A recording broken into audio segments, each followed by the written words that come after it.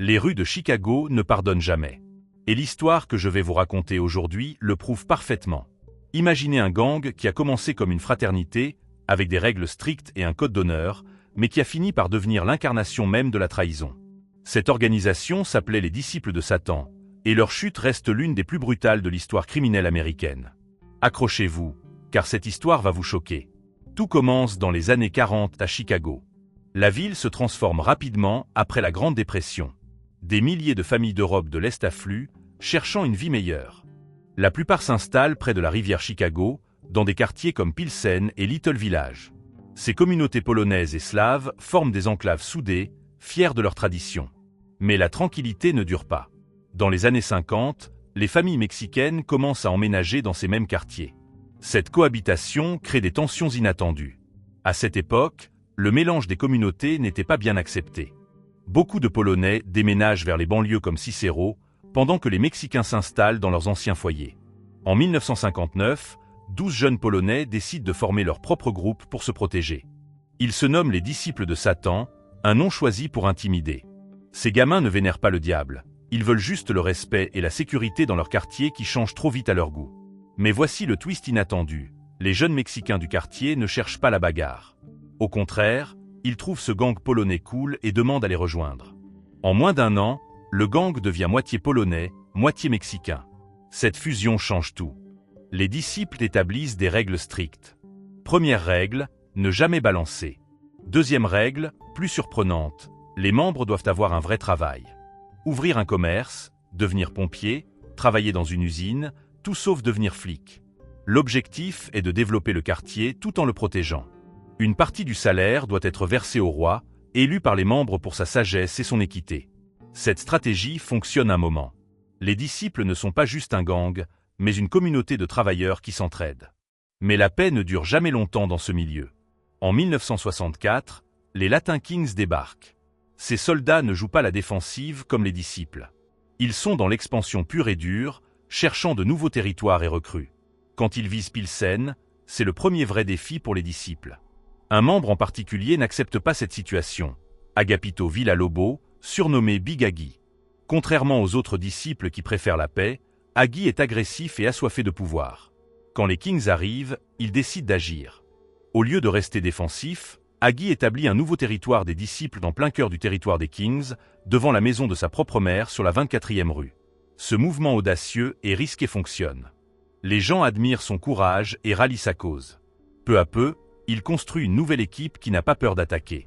En 1980, Big Aggie devient le roi Aggie, le chef suprême des disciples de Satan. Tout change immédiatement. Il abandonne l'ancienne philosophie du travail et de la paix. Aggie veut le pouvoir et l'argent, point final. Il ordonne à ses membres d'arrêter de chercher des emplois légaux et de se concentrer sur le trafic de drogue. Sous son règne, les disciples s'étendent rapidement dans tout le sud de Chicago et même en banlieue. Cicero leur appartient désormais. Une nouvelle ère commence, basée sur le contrôle et la survie plutôt que sur l'unité et les affaires légales. Mais en octobre 1983, le roi Aggie tombe dans un piège. Il est arrêté pour vol à main armée, sa deuxième condamnation. Le tribunal lui inflige 12 ans de prison. Contrairement à d'autres gangs qui gardent leur leader au pouvoir même derrière les barreaux, les disciples fonctionnent différemment. Une fois emprisonné, vous perdez automatiquement le pouvoir. Les anciens, fatigués de la violence et du chaos, choisissent un remplaçant complètement différent, Danny Valencia, alias Gizmo. Ce jeune membre de Pilsen déteste ce que son quartier est devenu. Dès qu'il prend le pouvoir, il restaure les anciennes règles. Les membres reprennent des emplois légaux, les attaques contre les rivaux diminuent. Pendant 12 ans, Gizmo tente de transformer le gang en vraie fraternité. Mais en septembre 1995, Aggie sort de prison, s'attendant à reprendre immédiatement le contrôle. Sauf que le monde a changé. Cette nouvelle génération ne le respecte plus, elle suit Gizmo.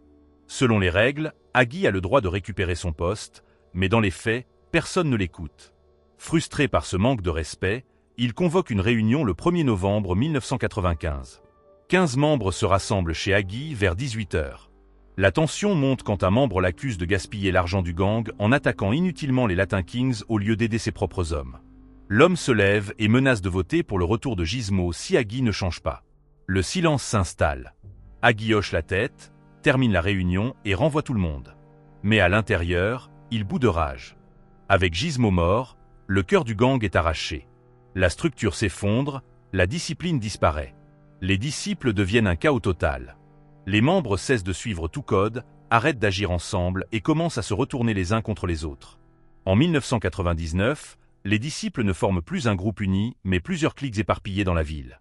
L'une d'elles opère dans l'Ouest, à Garfield Park, dirigée par Teodoro Baiz, connu sous le nom de Mandingo. Cet homme redoutable a un caractère explosif et une réputation terrifiante. Son bras droit est Juan Estrada. Les deux hommes sont proches, font des affaires ensemble et bougent comme une seule entité. Mais même les alliances les plus solides peuvent se briser. Début août 99, la tension monte. Juan devient frustré par une dette de 1000 $ que Mandingo n'a toujours pas remboursée. L'argent commence à fissurer leur loyauté. Le 5 août 1999, par une chaude matinée d'été, Juan décide d'affronter le problème. Il appelle Mandingo pour lui dire qu'ils doivent discuter. Mandingo accepte et l'invite chez lui. Juan demande à sa petite amie Janet de le conduire. Ils arrivent vers 11 h. Juan monte à l'appartement. Au début, la conversation reste calme, mais Mandingo change constamment de sujet. Juan insiste, veut des réponses. L'ambiance se dégrade. Juan se lève, frustré, et commence à insulter Mandingo, franchissant des lignes qu'on ne traverse pas, même dans le milieu des gangs. Mandingo, déjà tendu, voit rouge. Il sort son arme et tire dans la jambe de Juan. Juan hurle. Ça aurait pu s'arrêter là, mais Mandingo va plus loin. Il saisit un sabre de samouraï.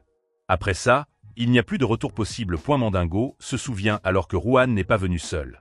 Janet attend toujours dans la voiture. Calmement, il descend et lui dit de monter. Elle ne se doute de rien et le suit. C'est sa dernière erreur. 3 jours plus tard, les corps de Juan et Janet sont découverts dans la rivière Chicago. La scène stupéfie tout le monde.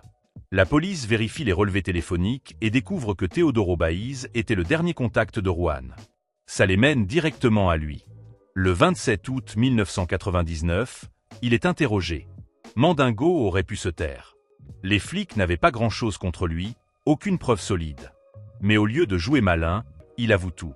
Il déclare « D'abord, j'ai essayé de négocier avec lui. Puis, quand j'ai senti que la négociation était impossible, j'ai réagi. » Ainsi, il scelle son destin. Sa confession fait les gros titres nationaux. Les rues sont choquées. Même d'autres membres des disciples n'en reviennent pas. Ce n'était pas juste un meurtre, c'était une trahison qui brisait toutes les règles de la fraternité. La colère au sein du gang est intense. Mandingo comprend le danger qu'il court. Après seulement 2 semaines en prison, il commence à envoyer des lettres au juge, suppliant d'être placé en isolement protégé. Il a peur de ce que les autres détenus et même ses propres frères pourraient lui faire. Le juge refuse d'abord, mais après 3 lettres supplémentaires, il cède. Mandingo obtient le statut de protection pour le reste de son séjour. Néanmoins, le mal est fait. Le procureur demande la peine maximale. Teodoro Baiz est condamné à la prison à vie sans possibilité de libération conditionnelle. Aujourd'hui encore, beaucoup de membres des disciples blâment le roi Agui pour ces moments. Ils disent qu'il a détruit la structure, créé un gang où tout était permis et rendu acceptable de tuer ses propres frères. Ce qui avait commencé comme une fraternité avec des règles était devenu autre chose. Une fois qu'on commence à tuer les siens, le gang n'est plus une famille. C'est juste un nom. Et désormais, ce nom devient de plus en plus sanglant.